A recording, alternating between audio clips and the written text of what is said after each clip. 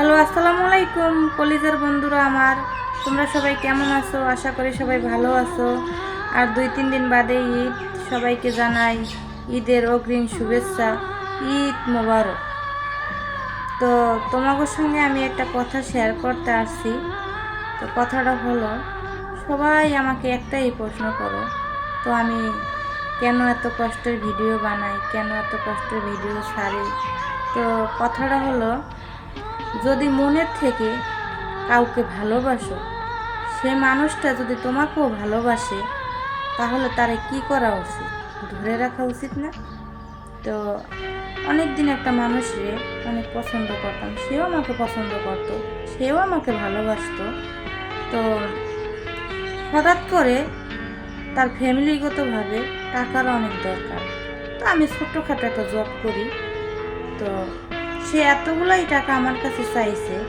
তো সেটা এত বড় একটা অঙ্ক, সেটা কখনোই আমার কাছে দেওয়া সম্ভব না। তার ফ্যামিলির ভালো রাখার জন্য আমার কাছে যদি এত টাকা চায়, আমার কাছে যদি না থাকে, তার সাধ্য মতন যদি আমি না দিতে পারি, তাহলে তার সে আমাকে ভালোবাসবে মনে হয় না। তো যাই হোক, সে আমাকে টাকা চাইছে, টাকার অঙ্কটা আমি দিতে পারিনি। বলছি আমি এত টাকা কোথা থেকে পাবো।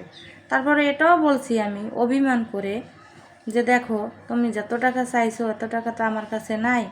তো এখনের বাজারে কিডনির মূল্য অনেক বেশি, আমি একটা কিডনি বেচা তোমার চাহিদাটা পূরণ করে দেব।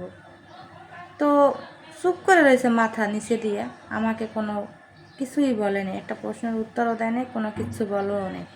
তো আস্তে করে সে আমার জীবন থেকে আস্তে আস্তে আস্তে আস্তে চলে গেছে। যাক, এই কারণেই যে একটা মানুষকে ভালোবাসতে হইলে টাকার অনেক দরকার, অনেক প্রয়োজন।